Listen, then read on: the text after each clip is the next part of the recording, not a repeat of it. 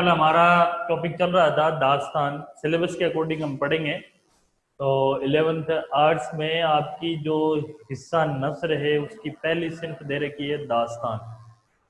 उसी दास्तान को आगे बढ़ाते, दास्तान क्या है, दास्तान किसे कहते हैं, इसके बारे में मैंने पिछले वीडियो में आपको बता दिया है। वो हमारे YouTube चैनल पर वो पिछले वीडियो है, उसमें आप देख सकते हैं दास्तान का जो वीडियो है मेरा बनाया हुआ। अब हम बात करते हैं मीर अमन की। देखिए हम नसर पढ़ेंगे, उसमें तीन चीजें आएंगी। पहला तो सिन्फ का नाम आएगा, सिन्फ के बारे में डिटेल है।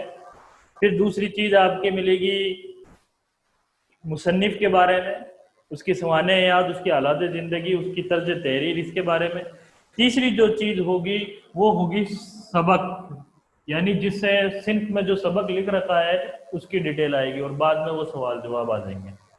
तो हमने दास्तान के बारे में मैंने आपको पढ़ा दिया है, बता दिया है दास्तान किसे कहते हैं। अब हम थोड़ा सा मीर अमन के बारे में बात कर लेते हैं।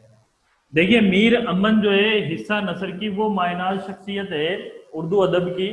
वो बेहतरीन अदीब हैं कि इनका जो हैसियत है वो उर्दू अदब में खास मकाम रखते हैं। किस वजह से? इन्होंने एक जो तर्जुमा जिसको हम कहते हैं ट्रांसलेशन जो उर्दू में किया है वो बेहतरीन दर्जे का, उम्दा दर्जे का है। वो जो ट्रांसलेशन है वो किस नाम से किया गया है? ये बागो बहार के नाम से इनको हमेशा याद किया जाता है। जब भी हम मीर अमन की बात पढ़ते हैं तो बागो बहार सबसे पहले आता है, यानी मीर अमन के नाम के आगे सबसे फेमस जो जुड़ा हुआ है वो है बागो बहार। तो बागो बहार क्या है इसके बारे में हम बात करेंगे। अभी पहले मीर अमन के बारे में देख लेते हैं। देखिए मीर अमन जो है 1750 में दिल्ली में पैदा हुए। इनकी विलादत दिल्ली में हुई, और जब दिल्ली में बर्बादियां आ रही थी, यानी जब मुगलिया सल्तनत जवाल पर आ गया था, तो सारे जो शोरा है वो दिल्ली छोड़कर किसी दूसरे मुल्क में, किसी दूसरे शहर में जाकर बसना स्टार्ट हो गए थे। तो बहुत सारे शायरों ने, बहुत सारे शोरा ने, अदीबों ने दिल्ली को छोड़ा। उनमें मीर अमन का भी नाम आता है। मीर अमन ने भी पैदा दिल्ली में हुए, दिल्ली के रहने वाले थे, लेकिन दिल्ली को छोड़कर जब दिल्ली में गरीबी आ गई, दिल्ली के अंदर इंतहाज पैदा हो गया, तो दिल्ली से छोड़कर वो कहाँ चले गए? कलकत्ता में। और कलकत्ता में जब वो पहुंचे तो इनकी मुलाकात जॉन गिलक्रिस्ट से हुई। ध्यान रखना, मीर अमन ने दिल्ली के रहने वाले थे, लेकिन जब ये कलकत्ता पहुंचे तो कलकत्ता में इनकी मुलाकात जॉन गिलक्रिस्ट से हुई। और जॉन गिलक्रिस्ट जो है ने सन 1800 ईस्वी में कलकत्ता में फोर्ट विलियम कॉलेज की शुरुआत की। देखिए इस फोर्ट विलियम कॉलेज का जो असली मकसद है ये अंग्रेजों ने सब शुरू किया था, क्योंकि उस जमाने में उर्दू जो थी वो आम भाषा थी। ना हिंदू, ना मुस्लिम, ना बौद्ध, ना सिख, ना औरत, मर्द, बच्चे, जवान, बूढ़े, सबकी जो आम भाषा थी वो उर्दू थी। और अंग्रेजों की ये मजबूरी थी कि वो उर्दू को सीखें, क्योंकि अगर वहाँ के अवामी लोग, अवाम से अगर ताल्लुक कायम करना है तो वो उनकी मकामी भाषा सीखनी पड़ेगी। और उस वक्त जो मुकामी भाषा थी पूरे हिंदुस्तान में वो उर्दू थी। तो अंग्रेजों ने इसी गर्ज से कलकत्ता में सन 1800 में फोर्ट विलियम कॉलेज की शुरुआत की। और इस फोर्ट विलियम कॉलेज का जो सदर है वो किसको बनाया? जॉन गिलक्रिस्ट को, जिसका असली मकसद ये था कि अंग्रेजों को उर्दू सिखाना। इस फोर्ट विलियम कॉलेज का असली मकसद ये नहीं है कि उर्दू को फायदा पहुंचाना, बल्कि असली मकसद ये था कि अंग्रेजों को उर्दू सिखाना। तो जॉन गिलक्रिस्ट ने ये फोर्ट विलियम कॉलेज की इब्तिदा की, और इन्होंने मुल्क के कोने कोने से ऐसे शायर और ऐसे अदीबों को इकट्ठा किया जो दुनिया की मुख्तलिफ जबानों में जो बेहतरीन जो किताबें हैं उनका तर्जुमा उर्दू में किया जा सके।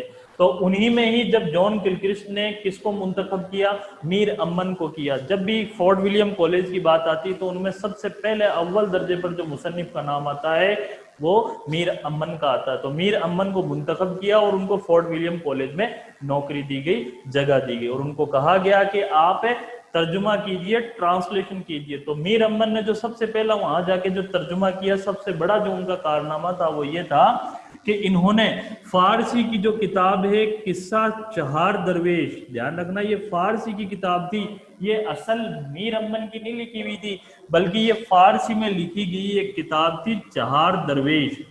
तो इस चहार दरवेश का जो तर्जुमा है वो उर्दू में किया गया।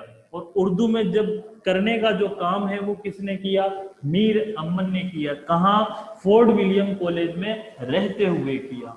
और उन्होंने ये जो जब फोर्ट विलियम कॉलेज में रहते हुए उन्होंने जब इस फारसी किताब चार दरवेश का तर्जुमा किया तो इसका क्या टाइटल रखा मीर अमन ने, बागो बहार। तो ध्यान रखना बागो बहार जो है वो किसका तर्जुमा है, फारसी किताब चार दरवेश का तर्जुमा है। बागो बहार में चार दरवेशों की कहानी है, इसके अलावा जो पांचवा जो दरवेश है उसकी भी कहानी मिलती है। और वो जो पांचवा दरवेश है वो कौन है, सरगुज़श्त आजाद बख्त बादशाह की। ये जो है ना सरगुज़श्त आजाद बादशाह की, तो बख्त बादशाह जो है ये पांचवा दरवेश की कैटेगरी में आता है। बागो बहार का जब उन्होंने तर्जुमा किया ये बहुत इसमें बहुत आसान और आम फहम जबान का इस्तेमाल किया। बागो बहार में मीर अमन ने कभी दो लफ्ज ज्यादा इस्तेमाल किए हैं, एक तो है कबू और कसू। ये ध्यान रखना बागो बहार में ये जो लफ्ज हैं कबू और कसू, ये दो लफ्ज कसरत से इस्तेमाल किए। कबू का हम समझ सकते हैं कभी, और कसू का मतलब किसी। तो ये दो लफ्ज बागो बहार में कसरत से इस्तेमाल किए मीर अमन ने। तो ये मीर अमन की खूबी थी। मीर अमन ने अवाम की भाषा को समझते थे, इसलिए उन्होंने बागो बहार में जो लैंग्वेज जो भाषा इस्तेमाल करी वो जुबान इस्तेमाल करी जो आम मर्द और औरत की थी। इन्होंने मुहावरे भी इस्तेमाल किए, इन्होंने कबू और कसू जैसे लफ्जों का भी इस्तेमाल किया। तो ये बागो बहार के बारे में कुछ बातें थी। और ये मीर अमन का जो इंतकाल है वो कलकत्ता में ही 1837 के अंदर इनका इंतकाल हो गया। तो ध्यान रखना इसके अलावा बागो बहार के अलावा इन्होंने एक और तर्जुमा किया जिसका नाम था गंज खूबी। गंज खूबी के नाम से भी एक तर्जुमा किया गया। तो ये मीर अमन की मुख्तलिफ बातें थी जो मैंने आपके सामने रखी। कल बागो बहार की जो खुसूसियात थे उनके बारे में मैं आपको समझाऊंगा। Okay, thank you.